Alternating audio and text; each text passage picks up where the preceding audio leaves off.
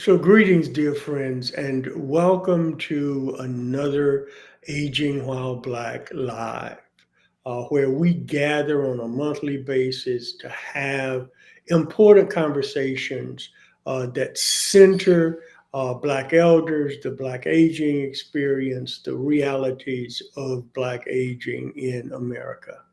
We begin, as always, by sharing that Aging While Black is a multifaceted platform that elevates the voices of Black elders by amplifying their stories, perspectives, and realities.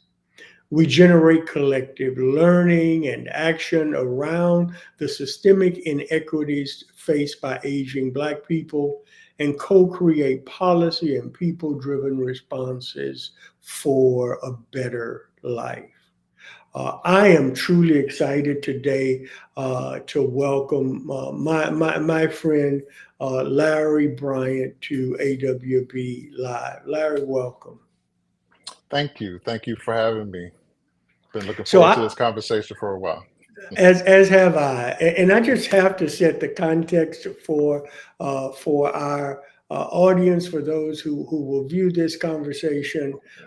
In March, I guess, of this year, I was boarding a plane, getting ready to go to On Aging 2024, and open up my social media, and there is a mention of Aging While Black. This brother is getting ready to leave New York.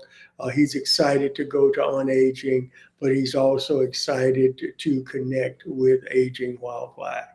And I responded, and Larry and I connected at On Aging. He was a regular in the awB Learning Center, and we have just maintained a friendship since then. And so, who would have thought that we'd end up here in this conversation? Yes, yes. I should have been working, but I was on social media, and that's how we got connected. So there you go. Oh, okay. Well, see, there's good that came out of it. Yeah. So, Larry, over the last few days, we've shared a bit about you and your work. But how would you introduce yourself to our community? How would I introduce myself? Well, I'm Larry Bryant. I'm a native Washingtonian. I'm actually here in the District of Columbia today for work. Um, I am the oldest of six. Uh, I am a father. I am a husband. I am also a Black man living with HIV for the last 38, 39 years. And I would like to consider myself as one of the group of survivors that I work with and support and help elevate and tell the stories and share experiences of others who have survived with HIV and living and thriving in their lives today, particularly those of uh, uh, people of color, Black people, brothers and sisters where I'm from, but all across the country. And being able to share those experiences and make those connections is something that it's what I live for. So, thank you so much for sharing that, and we will delve a bit more deeply into that in just a moment. But one of the places that we start this conversation each month is, what does the concept aging while black bring to mind for you? Wow, that's so layered, especially a week after our quote unquote Independence Day in this country.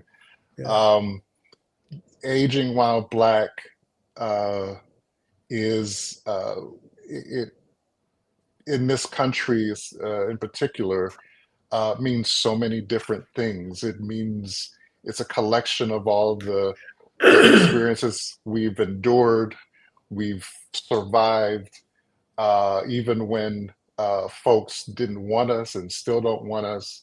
We endure and survive, um, and we bring so much life and energy uh, what in whatever we do.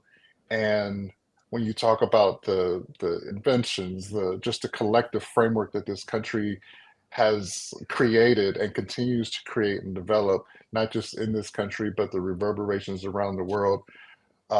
as an African American in this country, I feel honored to be a part of that rhythm, be a part of that beat that reverbs around the country, and that experience, I think, unique to its own, but certainly we share those same tragic uh, experiences as other people of color in this country do and have. Um, I'm looking forward to our growth and our continue to learn and develop our culture and evolve into as the next generation comes along with us in this fight, in this battle of existence. And I'm just so excited to be able to help build that bridge of intergenerational cultural connection that goes forward in all facets of our lives. Thank you so much for that rich conversation. I do want to highlight uh, that part of our work at Aging While Black and a special project that I'm working on that I will Mhm. share with the world here soon is about the importance of that intergenerational connection that is centered in the cultural wisdom and the cultural traditions and responsibilities of the elders in our Mhm. community. And you express that with great eloquence. And so thank you for that. Yes, Um, sir. so you mentioned uh, being a part of the survivor community of people who live with HIV. One of the ways in which you live out that experience, that part of who Larry Bryant is with the Reunion Project. Uh, Yeah. can you share with us your journey with the Reunion Project? Yes, I started with the Reunion Project about almost 2 years, going on 2 years now. I am the senior program manager, and I was first drawn to the work of the Reunion Project, you know, several years ago, as an entity that dedicated its energy, its platform, and resources to sharing the experiences of all people living and aging with HIV, just sharing stories. And through those stories, policy and advocacy priorities are developed. Uh, there are strategies for healthy living, um, and just surviving everyday challenges is shared but in networks. So it's about just building those spaces where people can connect. And I wanted to be a part of that as a uh, sometimes photographer and uh, community organizer, uh, putting those skills together to help create safe spaces where diverse communities can share their lived experience while living and aging with HIV, along with allies, people who aren't living with HIV, but still work in the same field, supporting, providing resources for those who need it, and helping to create those safe environments. I wanted to be a part of that, and now that I'm here, we do both events both in person and virtual that help to lift those practices of connecting and convening and developing and supporting content creators with their again their stories of lived experience, their stories of survival, and how that connection helps us individually live outside the boxes of stigma and discrimination and racism and homophobia that sometimes work to keep us, contained and isolated. So I love the work that we do, and obviously we work with different communities and organizations around the country. We're actually planning a town hall in Denver in August, and working with community members there to develop that audience base and participation with the speakers and everything. So it's been an incredible experience being able to hear the voices of that lived experience, voices of people in communities that we don't always hear from, or that we don't encourage or prioritize. So I'm proud to be a part of this movement. So I want to unpack a couple of things in that, Larry. First, with the last comment, aging while black uh, has started its vertical work, its involvement in digging more deeply into a specific geographic area to center conversations around aging blackness in Denver. And so we've Yes, spent the last 6, 8 months building relationship with folks there. So I'm excited to hear about yes, that, and there may be some overlap that we can discuss. But there was a very poignant moment for me when you were speaking, and I will share with you why. Because I am old enough to remember when the conversation was about people dying with AIDS or yes, dying from AIDS. And then people being able to live a bit longer with AIDS, but still die. Uh, right. to this really important shift to people being able to say the words that I am living with HIV. But you used a phrase that shows the progression of things. I am living and aging with HIV, which is it's certainly wonderful news for people and families impacted by HIV, but it also speaks to a really important reality that needs to be considered in the aging conversation more broadly, but for the purposes of our conversation, especially when we talk about Black aging. Uh, Absolutely. because we talk about, and I'll ask you in just a moment, we talk about recalibrating the village. Sometimes we don't consider all of the villagers uh, when we talk about the village, and this community is a very important part of that. You also use some words, and there are words that are tantamount to the work that you do, and I want to just share them back at you, uh, and ask you, but why are they important to the work that you do and the work of the Reunion Project? This notion of convene and connect, Yes, you really leaned into the storytelling part of it, uh, but also the call to action. Uh, why and why are these words so important in the Larry Bryant and the Reunion Project lexicon? I think it's important for us to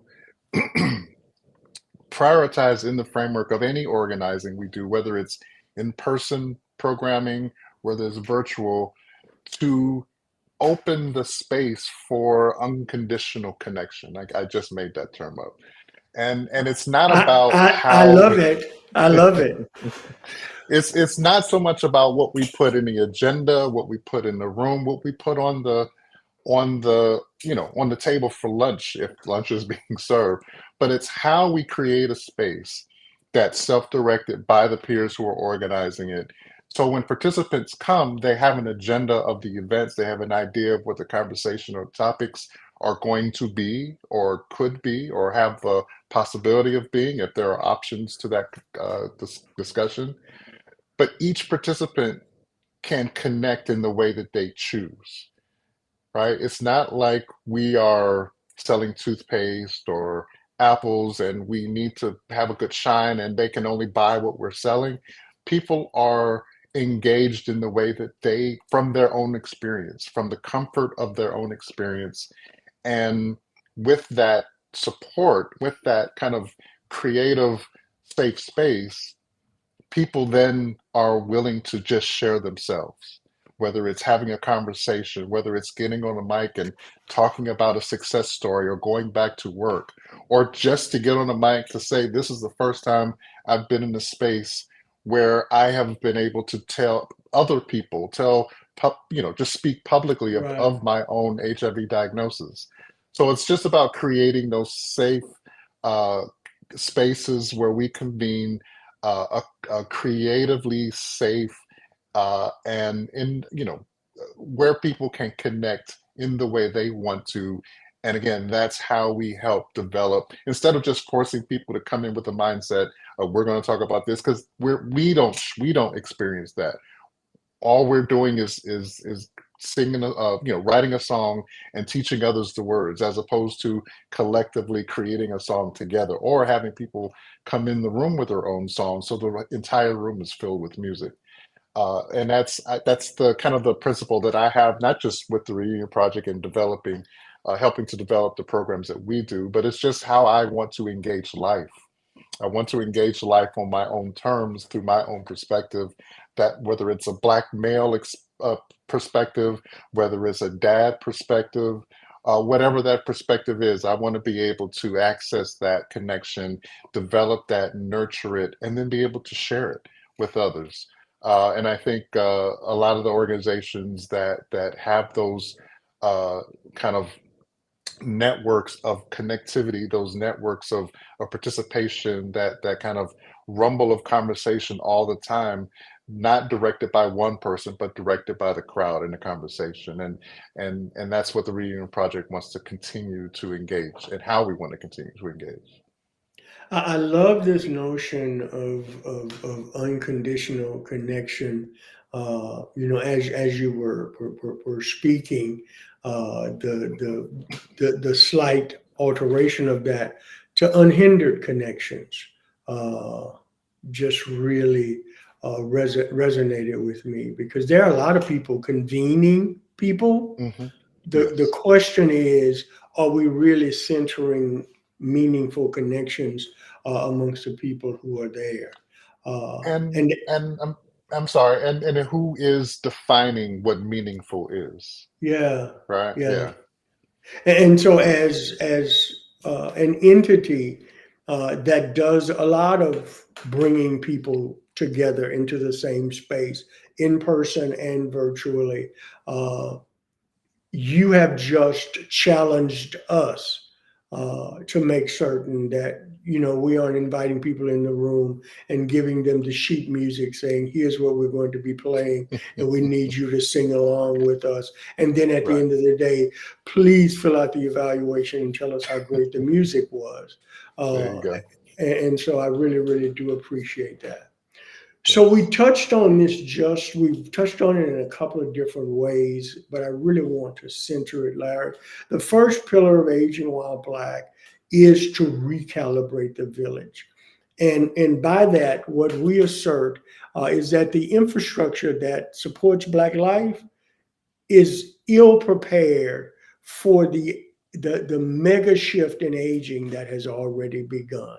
And so there needs to be some intentional thoughtfulness around how the village truly becomes a place where the villagers can thrive. Right. Well, what do you think this notion of recalibrating the village means in the context of long term survivors living and aging with HIV? I think, and because, well, it's always an election year, but it starts with voting. I'm just going to put that out there. We need to be present and visible and vocal at the election, at the voting booths. Uh, the people that we help put in office help to navigate those paths, those systems that can, as in your words, recalibrate how we approach outreach, recalibrate how we approach systems of care, uh, employment, housing issues, whatever those issues are.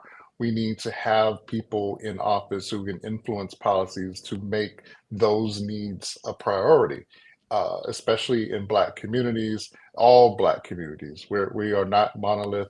So we need to make sure that we are Mm, our representation is accurate to where we are, and adequate to the priorities that we're seeking. And then we internally, as providers, as advocates, as people who are community gatekeepers, we also, you spoke earlier about how sometimes we develop um, ideas of inclusiveness and then speak to the people that are just within the sound of our voice, or we outreach to those who are familiar to us. We need to go beyond that. We need to assume that the room is bigger. We need to assume that everyone in the room, Spanish isn't their, English isn't their first language, for example. We need to assume that all of us aren't going to be able to get on a train or plane or bus even to go miles to connect, that we need to start creating platforms and on-ramps to platforms that are fully accessible to the audience we want to have, not just the audience we can see or hear. That means, developing technology or supporting and tutoring in spaces where technology is deficient, and creating those spots, those connection points that again go back to what defines meaningful engagement, meaningful action, meaningful priorities from not just the ones making those priorities or with the mic, but those who are out in the communities who are representation of who we all are, and make sure that those collective priorities, that collective definition of what is meaningful and meaningful engagement or meaningfully successful, that those are shared definitions, not just written in a manual somewhere that we all just follow and assume. So we all have a lot of growing to do with that, whether it's intentional growth or unintentional growth through struggles, or because we're just disconnect or we start disconnecting or burning bridges. We have to build the bridge to the community we we we seek, not just the ones that we see. Mhm. So I do need to share with you, and we're going to move on, but uh, assume the room is bigger. Uh, Yes.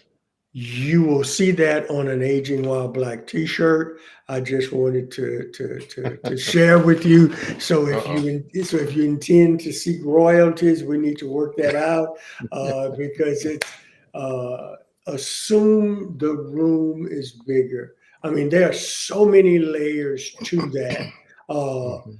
and well, I don't want to go down that rabbit hole. But thank you for that. What are some of the complexities found at the intersection of aging, race, and HIV in America? Wow. I mean, there's so many. I mean, we hear about economic struggles that all folks, regardless of economic position or comfortability, are experiencing challenges just staying level in their economic safety or economic status. Poverty is still affecting many of us, and those socioeconomic kind of influences also impact our ability to engage in some of these conversations outside of just trying to stay afloat. So a lot of those kind of personal, individual challenges still remain. People are still trying to get work. We'd love to. I know some great activists in my field that I've worked along for years, but for different reasons they couldn't be or give themselves as much as they could because they had to go pay rent. They had to go and feed their kids. They have to be able to pay for their meds and their health care. So there's a lot of choices we have to make as to how we are engaged, and what does engagement look like. So those challenges still persist. Again, going to the ballot box, the polls, wherever you are this fall or any time really. It's not just this year. Helps to kind of speak to some of those challenges, some of those barriers that prevent us from being as fully engaged as we would like to be, um, and then our own kind of internal, pointing fingers because we don't see people with us regularly. We just assume that people aren't as engaged, or they just choose not to prioritize the issues we prioritize, and we need to be better listeners than just identifiers of who's not doing what we are doing. Social media, there's a lot of social media all-stars out there posting all their work, but not necessarily doing anything to lift the horizon for everyone. So we need to do a better job of looking back, looking to our sides, looking in every direction, and putting a hand out and bringing people to where we are, or us going to where they are, to make sure that we aren't adding and additional layers of disconnect and dysfunction to whatever might be preventing people from being connected as much as they would like. Thanks, Larry. At Aging While Black, we unapologetically assert that we exist to transform the aging landscape, and we talk Yes. about ways that we want to do that. What are some of the I'm sorry, what do you believe is necessary to ensure the realities of Black elders is acknowledged and addressed by the aging ecosystem in America? I mean, one of the best ways that we both mentioned this a couple of times, is sharing those stories, sharing our experiences, having Black elders in positions where their experience can be shared and heard and studied and analyzed and used to help develop interventions, help develop programs that provide success or improve successful outcomes, healthy outcomes for others. Um, we know, again, I mean, I'm going to keep saying the voting part, but in communities, we have community leaders, we have gatekeepers. All of us can be a face, a voice of change, of prioritization.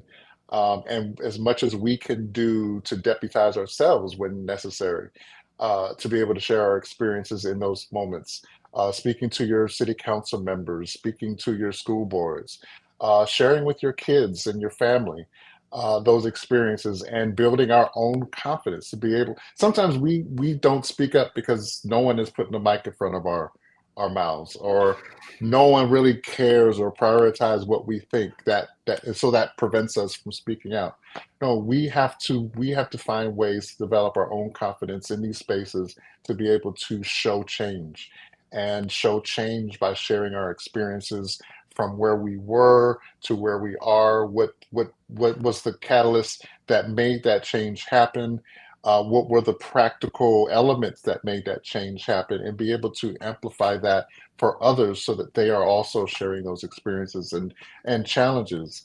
Um, I think if we do more of that and elevate those voices, we will find that a lot of our experiences, a lot of that dysfunction is very similar. Or at Yeah. least it comes from similar sources. Yes. So, and then we find through that collection, connection, that communication, that then we have shared power, that we might have different parts, different pieces of the puzzle to help solve these things. And so on our side, developing those solutions as a collective community starts to come in place, because our power starts to grow as we collect and connect. Yeah, and we talk and hopefully work towards at Aging on Black, but we use the language of this co-creation of policy and people-driven responses, Yeah. and I heard that so richly in what you were saying. So just to It's like, go ahead. oh, I'm just going to add, I know in the kind of the combination of the last question, what's necessary to ensure those realities, and then going back to some of the complexities found just as a Black man in this country, within the field of HIV.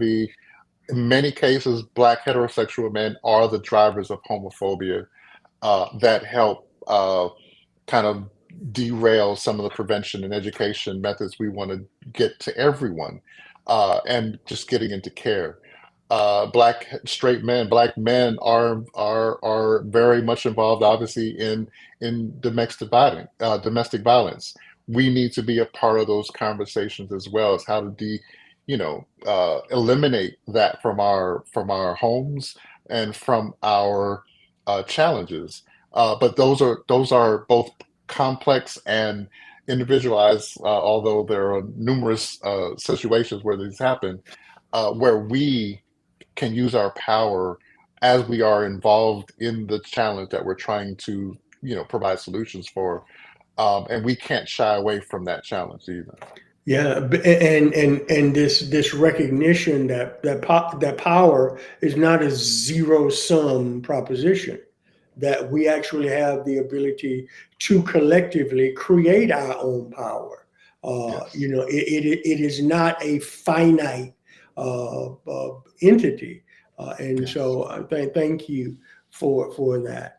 And so as we prepare to wrap up, one of the things that we do with the wonderful people who spend time with us in this space is we give you the official awB magic wand.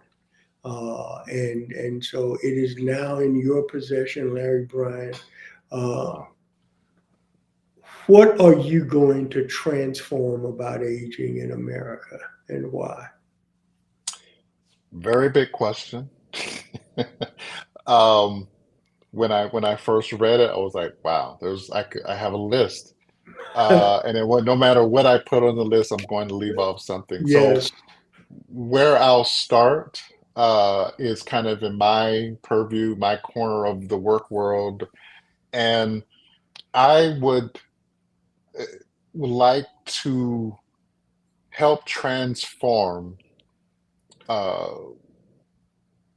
how uh, the collective Black community supports and integrates Black elders, long-term survivors of HIV, into our, kind of a reciprocal connection that we work to develop um, in concert with each other. In many spaces, people who are Black people, in particular, who are living and aging with HIV, do events, connect with other organizations that are literally or not literally, but are inside that silo of HIV specific, HIV supportive communities. Which is a great, and in a lot of places is a rich collection of organizations, but it's a very small part of the lives of people who live and age with HIV. So developing a more connected, uh, and more educated, more inclusive community network of aging Black folks uh, that have the confidence and even the curiosity to roll down their windows. I guess we used to do it this way.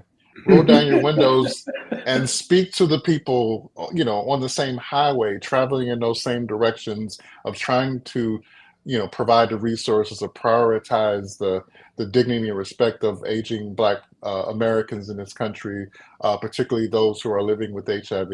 We need to do more to develop that uh, uh, element of safety and respect for all of our brothers and sisters, regardless of sexuality, regardless of gender identity, all of us Black children and families and parents and grandparents being able to connect with each other and unify in a way that uplifts us all, uh, regardless of our faith, regardless of our economic, socioeconomic status. Um, and that we as a system begin to define what healthy outcomes look like. That we don't just leave it to the federal government or the health department. We can shape what those prioritized needs are, what a healthy Black life or lives look and sound like in this country, and that we can look forward over the horizon and seeing all of those the numbers that are traditionally negative in Black communities around health, around employment, around whatever it is, that they trend up, and that we become the model of healthcare, the model of community service, the model of whatever we need to be to make sure that we're uplifting and encouraging better health outcomes for all of us. So we will end this with two uh, bits of aging while black language because the the parallel nature and the connection is just really daunting. And so at Aging While Black, we aspire, we envision this society where black elders are celebrated, supported, and empowered to thrive in every aspect of life. And that is what I heard you describing, this thriving in every area of life. And so to wrap it up, I mentioned before, uh, at Aging While Black, we exist to transform the aging landscape by cultivating a vibrant network of partners, innovation, and opportunities that centers Black elders. You got on a plane a few months ago and you had a hope for connecting with Aging While Black. As we wrap up this conversation today, when you consider this movement, what is your best hope? Outside of speaking with you and this is just a wonderful entity that Aging While Black is. I look over my shoulder, not too far sometimes, and I see the young people coming for our stuff. They're coming with intent and purpose, and I feel comfortable with that intent and purpose. Yeah. And as much as I can do as I'm never really comfortable calling myself an elder. I'm more comfortable just I'm an older person. But as whatever I can do in my role, in life experience, whatever I skill, insight I can provide to help support that growth, that evolution of our young Black intergenerational connections going down. I've never been more excited. We look at the news daily, and sometimes there are things to be worried about. There are things to be literally scared of. But one thing that I am always proud of and always supportive of is our young Black people uh, coming after us, and the support, the education, the passion with which that they come at us is immense, and it just makes me proud to to be where I am now and not have as many worries for the future. I share your optimism. I share your sense of pride in that which is coming. Uh, I also share your intentionality in assuming that responsibility that we have to make certain that we are going about this work in truly intergenerational ways, and that there is this cultural wisdom and this way of being our best selves that we have an obligation to share with the generations that are coming after us. And so, Larry Bryant, thank you. It has been just a joy to share with you, my friend. Thank you for the important work that you're doing. Thank you for pausing long enough to share with us at Aging While Black. I am grateful to you. And I'm grateful to be here. I look forward to conversations in the future. Thank you. And thank you for joining us for awB Live, whether you are joining us live or not, or on our YouTube channel. Share this conversation with others around you. It is another one of those really important conversations at the intersection of aging and race in America that doesn't happen nearly enough. And so